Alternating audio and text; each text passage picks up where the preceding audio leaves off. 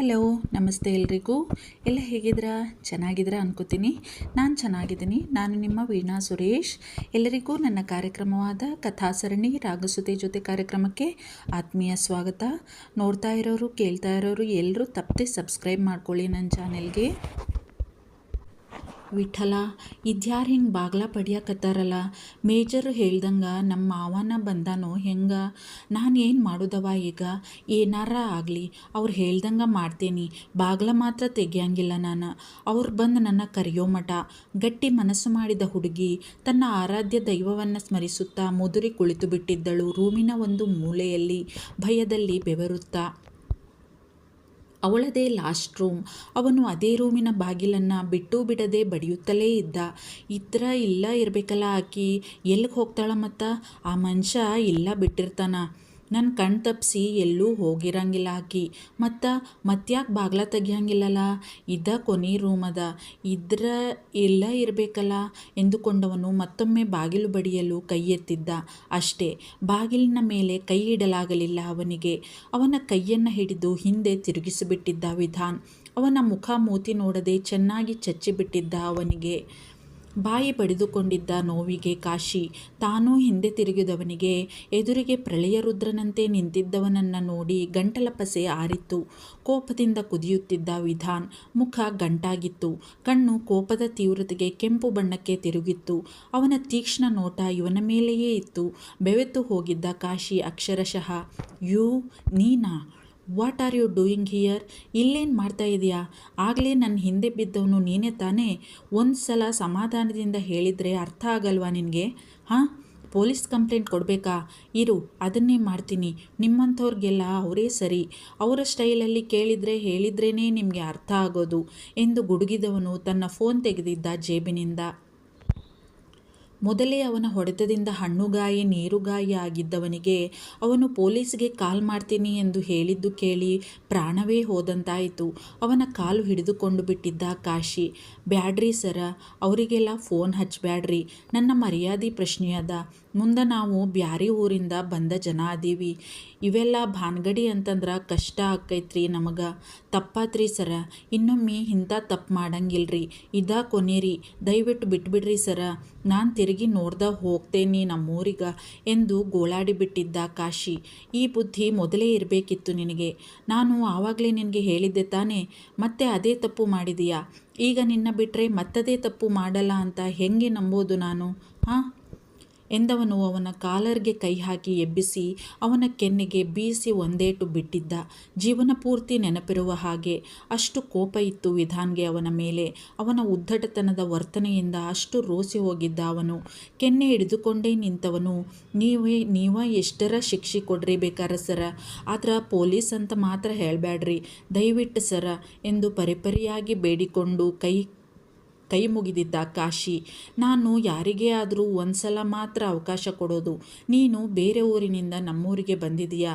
ನಿನಗೆ ಈ ಊರಿನಲ್ಲಿ ನಿನ್ನ ಜನ ಅಂತ ಯಾರೂ ಇಲ್ಲ. ಊರಿನ ಪರಿಚಯವೂ ಇಲ್ಲ. ಪಾಪ ಅಂತ ನಿನಗೆ ಇನ್ನೊಂದು ಅವಕಾಶ ಕೊಡ್ತಾ ಇದ್ದೀನಿ. ತಿರುಗಿ ನೋಡ್ದಂಗೆ ಹೋಗ್ತಾ ಇರಬೇಕು. ಅಪ್ಪಿತಪ್ಪಿ ನನ್ನ ಕಣ್ಣಿಗೆ ಮತ್ತೇನಾದರೂ ಕಾಣಿಸ್ಕೊಂಡ್ಯೋ ಆಮೇಲೆ ನಡೆಯೋದೇ ಬೇರೆ. ತೋರು ಬೆರಳು ತೋರಿಸಿ ತಣ್ಣಗೆ ಎಚ್ಚರಿಕೆ ನೀಡಿದ್ದ ವಿಧಾನ್. ಅವನ ಧ್ವನಿಯಲ್ಲಿದ್ದ ತಣ್ಣನೆಯ ಕ್ರೌರ್ಯ ಅರ್ಥವಾಗಿ ಸಣ್ಣಗೆ ನಡುಗಿದ್ದ ಭಯದಿಂದ ಕಾಶಿ. ಇಲ್ರಿ ಸರ, ನೀವು ಹೇಳೋದು ಸರಿ ಐತ್ರಿ. ನನಗೆ ಈ ಊರು ಜನ ಎಲ್ಲ ಹೊಸದ್ರಿ ಸರ. ಇಲ್ಲಿ ನನಗೆ ಯಾವ ಭಾನ್ಗಡಿ ಬ್ಯಾಡ್ರಿ. ಏನೋ ಬುದ್ಧಿ ಇಲ್ದ ನೀವಿಷ್ಟು ಹೇಳಿದ ಮ್ಯಾಲೂ ಬಂದ್ಬಿಟ್ಟೇನ್ರಿ. ತಪ್ಪಾತ್ರಿ. ನಾ ತಿರುಗಿ ನೋಡ್ದ ಹೋಗ್ಕೇನ್ರಿ. ಮತ್ತೊಮ್ಮೆ ಈ ಕಡೆ ತಲೆನೂ ಹಾಕಿ ಮಲ್ಗಂಗಿಲ್ರಿ ಸರ. ಬಿಟ್ಬಿಡ್ರಿ ನನ್ನ ಎಂದಿದ್ದ ನಡುಗುವ ಧ್ವನಿಯಿಂದ. ಹೋಗುವಂತೆ ತಲೆ ಅಲ್ಲಾಡಿಸಿದ್ದ ವಿಧಾನ್. ಕುಂಟುತ್ತಲೇ ತನ್ನಿಂದಾದಷ್ಟು ವೇಗವಾಗಿ ಹೊರಟು ಬಿಟ್ಟಿದ್ದ ಕಾಶಿ. ಬದುಕಿದೆಯಾ ಬಡಜೀವವೇ ಎಂದುಕೊಂಡು. ಇಷ್ಟು ವಯಸ್ಸಾದರೂ ಕೈಲಾಗದೇ ಇದ್ದರೂ ನಿನ್ನ ಅಜ್ಜಿಗೆ ಪೊಗರಿಗೇನೂ ಕಡಿಮೆ ಇಲ್ಲ ಬೇಬಿ. ನನಗೆ ಬಾಯಿಗೆ ಬಂದದ್ದೆಲ್ಲ ಮಾತಾಡ್ತಾರೆ, ಹೀಯಾಳಿಸ್ತಾರೆ. ನಾನು ನೋಡ್ತಾನೇ ಇದ್ದೀನಿ, ಅನುಭವಿಸ್ತಾನೇ ಇದ್ದೀನಿ. ಯಾವಾಗಲೂ ಪ್ರತಿ ಸಾರಿನೂ ನಾನೇ ಅವರ ಕಣ್ಣಿಗೆ ಕಾಣೋದು. ಕೆಟ್ಟವಳೇ ಅವರಿಗೆ ನಾನು ಮೊದಲಿನಿಂದಲೂ. ಯಾಕೆ? ನಾನು ಅವರು ಹೆತ್ತ ಮಗಳೇ ತಾನೇ. ಆದರೂ ನನಗೆ ಮೊದಲಿನಿಂದಲೂ ಅನ್ಯಾಯವನ್ನೇ ಮಾಡಿದರು ಅವರು. ಮನೆಗೆ ಒಬ್ಬಳೇ ಮಗಳಾದರೂ ನಾನು ಅವರ ಪಾಲಿಗೆ ಲೆಕ್ಕಕ್ಕೇ ಇರಲಿಲ್ಲ. ಆವಾಗಲೂ ಈಗಲೂ ಮನೆ ಮಗಳಿಗೆ ಇಲ್ಲದ ಬೆಲೆ, ಸ್ಥಾನಮಾನ ಅಣ್ಣನ ಹೆಂಡತಿ, ಅದೇ ನಿನ್ನ ಅತ್ತೆ ಆ ಭಿಕಾರಿಗೆ ಕೊಟ್ಟರು. ಹಿಂದಿಲ್ಲ ಮುಂದಿಲ್ಲ ಆ ಹೆಣ್ಣಿಗೆ. ಅಂಥವಳನ್ನು ಚಕಾರ ಎತ್ತದೆ ಒಂದೂ ಮಾತಾಡದೆ ಈ ಮನೆಯ ಸೊಸೆ ಮಾಡಿಕೊಂಡರು. ಅಣ್ಣ ಪ್ರೀತಿಸಿದ ಹೆಣ್ಣಲ್ಲವೇ ಅದೇ ನಾನು? ನನ್ನ ಪ್ರೀತಿ? ಅದಕ್ಕೆ ಕವಡೆ ಕಾಸಿನ ಬೆಲೆ ಕೊಡಲಿಲ್ಲ ಈ ಜನ. ಕೋಪದಿಂದ ಕುದಿಯುತ್ತಿದ್ದ ಲಲಿತಮ್ಮ ಒದರುತ್ತಿದ್ದರು. ಒಂದೇ ಸಮ ಅತ್ತಿಂದಿತ್ತ ಕಾಲು ಸುಟ್ಟ ಬೆಕ್ಕಿನ ಹಾಗೆ ಶತಪಥ ತಿರುಗುತ್ತಾ. ಅವರ ಮಾತು ಕೇಳುತ್ತಿದ್ದ ವಿಭಾ ಆಶ್ಚರ್ಯದಿಂದ ಅವರ ಮುಖ ನೋಡಿದ್ದಳು. ಮಮ್ಮಿ, ನೀನು ಈಗ ಹೇಳಿದ್ದು ನಿಜಾನಾ? ನೀನು ಪ್ರೀತಿ ಮಾಡ್ತಿದ್ಯಾ? ಯಾರನ್ನ? ನಮ್ಮ ಡ್ಯಾಡಿನ ನೀನು ಪ್ರೀತಿಸ್ತಾ ಇರಲಿಲ್ವಾ? ಹಾಗಾದರೆ ಮತ್ತ್ಯಾಕೆ ಮದುವೆ ಆಗಿದ್ದು? ಏನು ಹೇಳ್ತಾ ಇದೀಯಾ ನೀನು? ಸರಿಯಾಗಿ ಹೇಳು ಎಂದಿದ್ದಳು ಅವರನ್ನು ನಿಲ್ಲಿಸಿ. ಈಗ ಅವರಿಗೆ ತಮ್ಮ ತಪ್ಪಿನ ಅರಿವಾಗಿತ್ತು.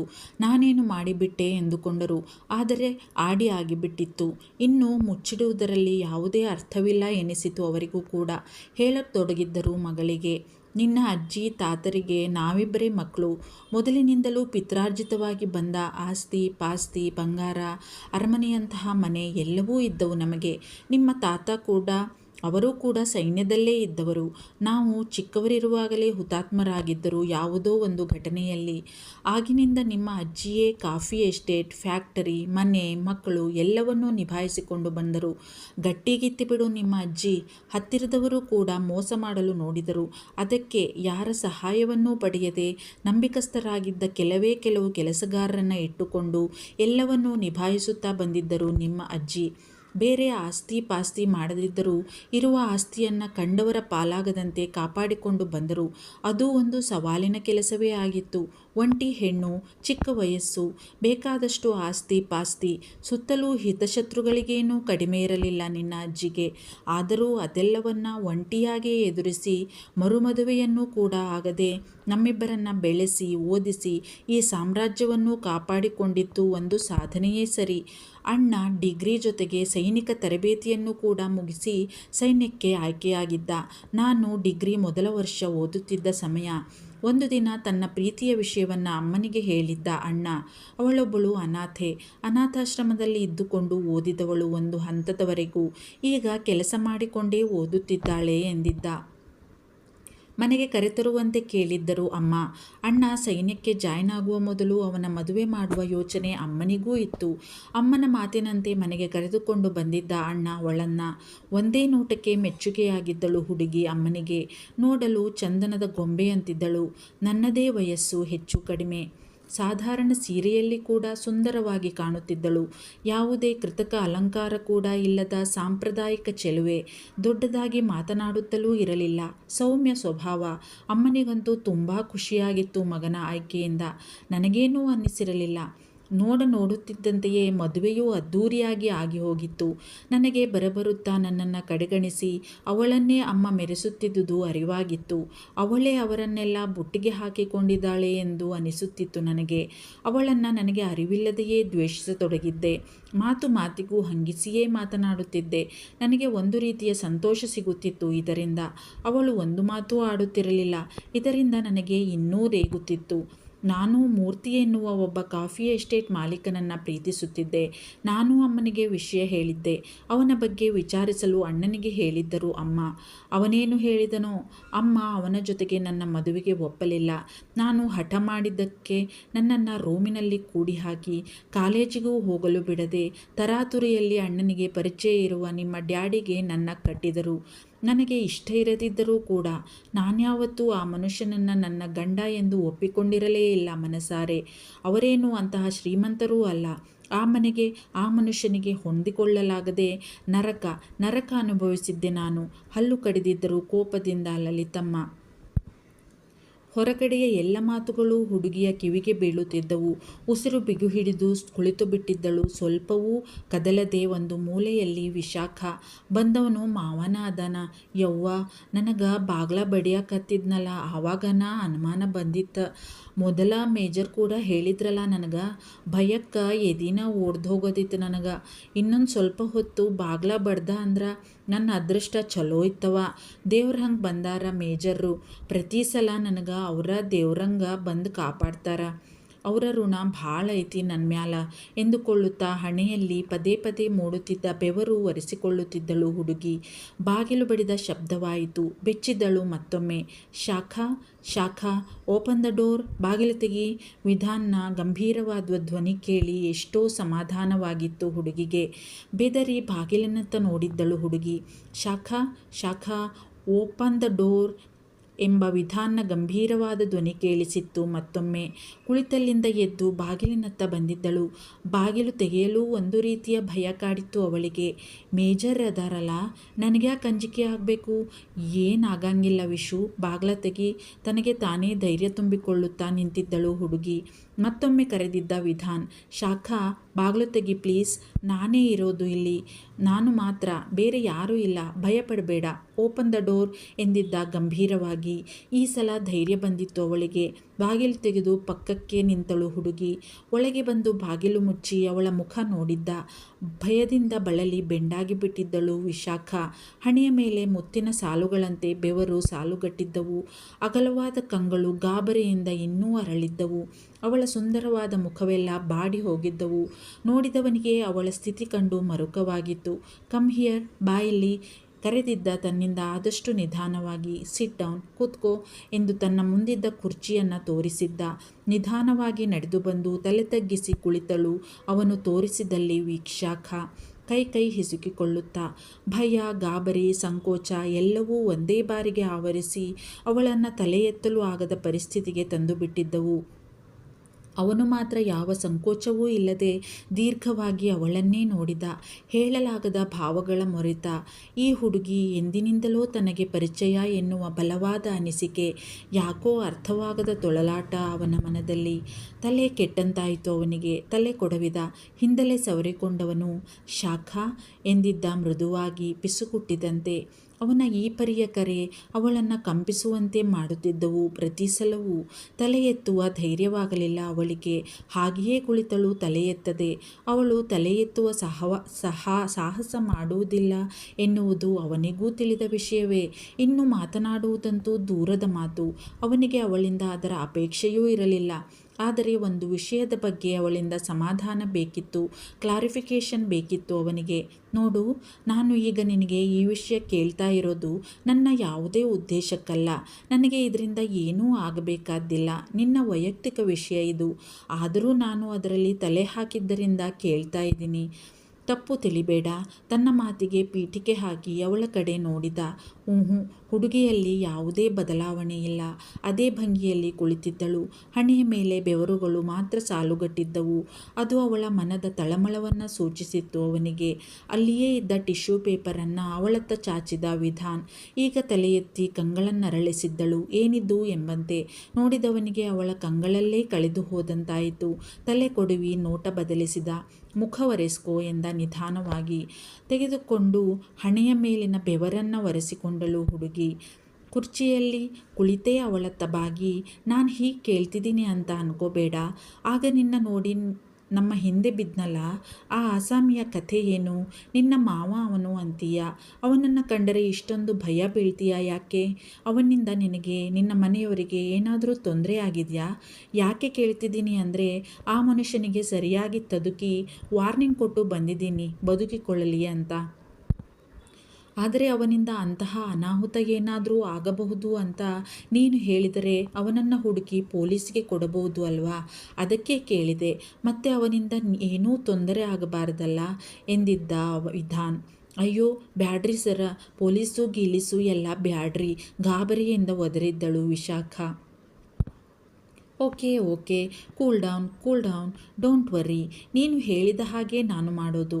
ನೀನು ಹೇಳದೆ ನಾನೇನೂ ಮಾಡಲ್ಲ. ಓಕೆ? ಪೊಲೀಸ್ ಬೇಡ. ಆದರೆ ಯಾಕೆ ಅವನು ಮತ್ತೆ ತೊಂದರೆ ಮಾಡಲ್ವಾ? ಮಾಡಿದರೆ ನೀನ್ಯಾಕೆ ಬೇಡ ಅಂತಿದೀಯಾ? ಅವನನ್ನು ನೋಡಿ ಇಷ್ಟೊಂದು ಭಯಪಡುವ ನೀನು ಅವನು ಒಳಗೆ ಹೋದರೆ ನೆಮ್ಮದಿಯಿಂದ ಇರ್ಬೋದಲ್ವಾ? ಮತ್ತ್ಯಾಕೆ ಹಿಂಜರಿತಾ ಇದೀಯಾ? ಏನು ನಿನ್ನ ಕಥೆ ಎಂದಿದ್ದ ಮೃದುವಾಗಿ ವಿಧಾನ್. ಮತ್ತೆ ತಲೆ ತಗ್ಗಿಸಿದವಳು, ನಾನು ಹೇಳ್ತೇನ್ರಿ ಸರ, ಎದಕ್ಕಂತ ಅವ್ರು ಅದಾರಲ್ಲ, ನನ್ನ ಮಾವ ಅದಾರ, ಅಂದ್ರ ನನ್ನ ಅಮ್ಮ ಅದಾರಲ್ರಿ ಸರ, ಅವರ ಸ್ವಂತ ತಮ್ಮ ಅದಾರ, ಅಂದ್ರ ನನ್ನ ಸ್ವಂತ ಸೋದರ ಮಾವ ಅದಾರ್ರಿ ಸರ್ ಅವರು ಎಂದಿದ್ದಳು ನಿಧಾನವಾಗಿ ವಿಶಾಖ. ಆಶ್ಚರ್ಯದಿಂದ ಅವಳ ಮುಖವನ್ನು ನೋಡಿದ್ದ ವಿಧಾನ್. ಇದೇನು ಹೇಳ್ತಿದೆ ಈ ಹುಡುಗಿ? ನಾನೇನೋ ಯಾವುದೋ ದೂರದ ವರಸೆಯಲ್ಲಿ ಮಾವ ಆಗಿರಬೇಕು ಆ ಅಸಾಮಿ ಅಂದ್ಕೊಂಡ್ರೆ ಈ ಮನುಷ್ಯ ಇವಳ ಸ್ವಂತ ಸೋದರ ಮಾವನೇ. ಆದರೂ ಯಾಕೆ ಇಷ್ಟು ಭಯ ಪಡ್ತಿದೆ ಈ ಹುಡುಗಿ? ಅಂದರೆ ಸ್ವಂತ ಮಾವನಿಂದಲೇ ಅವಳು ಕಿರುಕುಳ ಅನುಭವಿಸಿದ್ದಳೆ, ಅದು ಅಮ್ಮನ ಸ್ವಂತ ತಮ್ಮನಿಂದ. ಪಾಪ ಎನ್ನಿಸಿತು ಅವಳ ಪರಿಸ್ಥಿತಿಗೆ. ಅವನ ನೋಟದ ಅರ್ಥ ತಿಳಿದಿತ್ತು ಅವಳಿಗೆ. ಅವಳು ಇಂದು ಎಲ್ಲವನ್ನೂ ಹೇಳಿ ಮನಸ್ಸು ಹಗುರು ಮಾಡಿಕೊಳ್ಳುವ ಮನಸ್ಸು ಮಾಡಿದ್ದಳು. ಅವಳಿಗೂ ಸಾಕಾಗಿತ್ತು. ಯಾರಲ್ಲಾದರೂ ತನ್ನ ಮನದ ದುಃಖವನ್ನು ಹೇಳಿಕೊಳ್ಳುವ ಮನಸ್ಸಾಗಿತ್ತು ಅವಳಿಗೆ. ಅಮ್ಮನಲ್ಲೂ ಹೇಳಲಾಗದ, ಹೇಳಿಕೊಂಡಿರದ ವಿಷಯವನ್ನು ಹೇಳಲು ಅನುವಾಗಿದ್ದಳು ಹುಡುಗಿ ವಿಧಾನ್ ಹತ್ತಿರ. ಅದ್ಯಾಕೋ ಅವಳಿಗೂ ತಿಳಿದಿಲ್ಲ. ಸರ, ನಮ್ಮದು ಬೆಳಗಾವಿ ಹತ್ರದ ಒಂದು ಹಳ್ಳಿ ರೀ. ನಮ್ಮದು ಒಂದು ಬಡ ಮಧ್ಯಮ ವರ್ಗದ ಕುಟುಂಬ ರೀ. ನನ್ನ ಅಪ್ಪಾರು ಇರೋ ಮಠ ಎಲ್ಲನೂ ಚಂದಂಗಿತ್ರಿ. ನಾನು, ನನ್ನ ತಂಗೀರಿಬ್ಬರು, ನನ್ನ ಅಮ್ಮ ಅಪ್ಪ ಎಲ್ಲ ಚಂದಂಗ ನಡೀತಿತ್ರಿ ನಮ್ಮ ಸಂಸಾರ. ಒಂದು ಪುಟ್ಟ ಮನೆ, ಚಿಕ್ಕ ಹೊಲ, ಇವಿಷ್ಟೇ ನಮ್ಮ ಜೀವನಕ್ಕೆ ಆಧಾರ.